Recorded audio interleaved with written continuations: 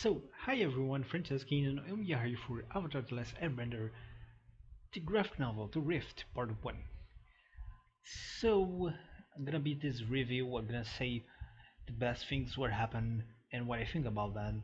So, let's begin with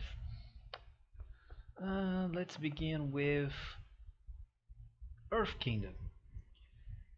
We had Toph Beifong and her military academy beginning to exist with um, she needs money to help the academy growing up, but she don't want to um, make the students pay for it. She wants to do something different and all.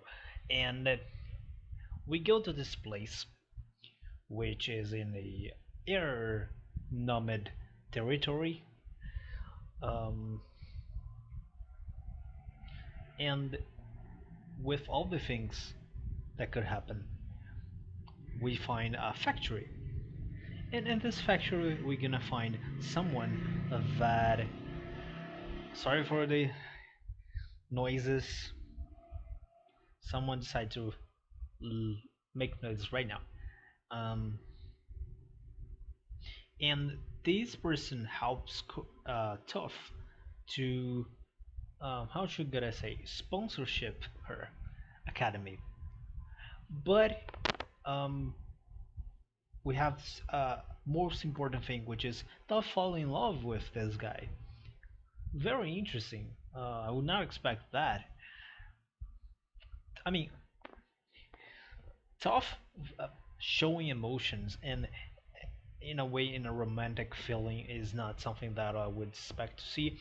Besides with Sokka, if it makes sense, like if you watch The Lesser Banner, like he has something going on. She had a little crush with him, so it's interesting.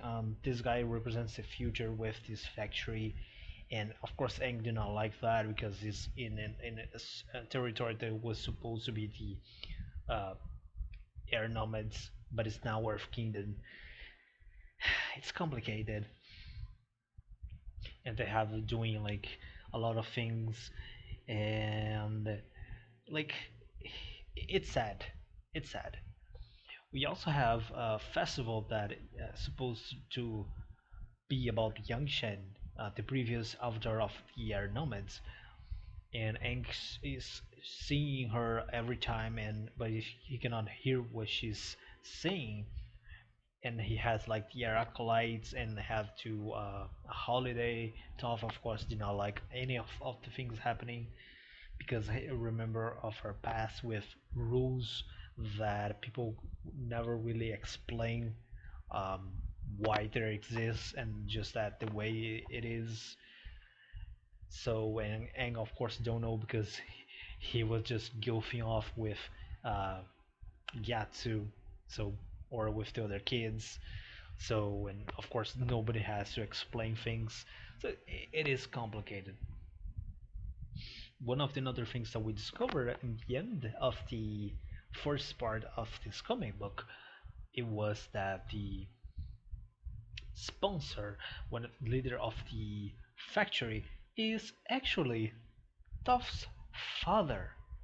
So we have the emotional bit return, the emotional meeting between Toph and her father. Yeah, so you know, shit gonna go down in the second part for sure. Um, I think this comic shows us a lot of the problems that we're gonna see. Oh yeah, and we have the first election in Republic City, or what are gonna be Republic City. Udao elected um, two leaders, two, in fact, two not four leaders, two firebenders, or better, two people from the Fire Nation, two of the Earth Kingdom, and they gonna rule Udao, First Republic. Um, this is gonna be interesting. Which it's gonna be the system that would evolve. to Republic City with the council with which one of each nation. I still think that they should think of the non-benders and somehow like they lose themselves with this, which led to Amon.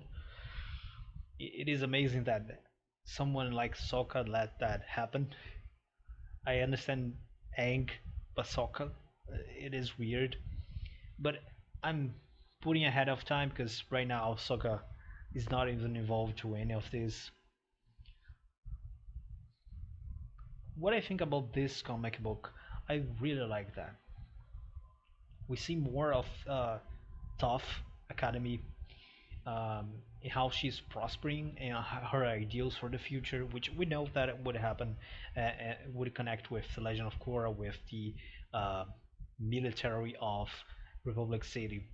But it's cool to see how things gonna go. Also, I'm really interested to know if this guy is, you know, father of some Bayfong character in the Legend of Korra. It could be. Or the Sokka. It could be Sokka.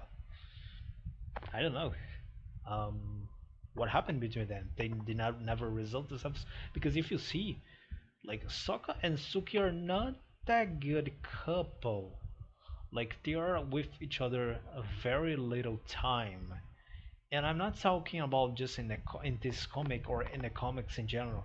I'm talking the whole series. They pass really little time with each other. And we have in previous comic book something was happening between Suki and Zuko. I'm not saying that she betrays Sokka or whatever. I'm saying that she may begin to have feelings to Zuko. Um, I don't know. Could happen. I still not reached the part in the Legend of Korra that explain who was Beifong's father or who was Zuko's wife. So it could be Suki and Sokka get with Toph. I don't know. There are a lot of things to be explained. Yeah, and I'm sure we're gonna have in the next part of the Rift, or maybe in the next episodes of the Legend of Korra. So I'm gonna see you guys. Let me know what do you think of this part of the first part of the Rift. If you read, you read. You do not read. If you read, tell me. If you do not read, I really think that you should read. It is really good. Also read the previous comic books. The search is really good. So I see you guys in the next review.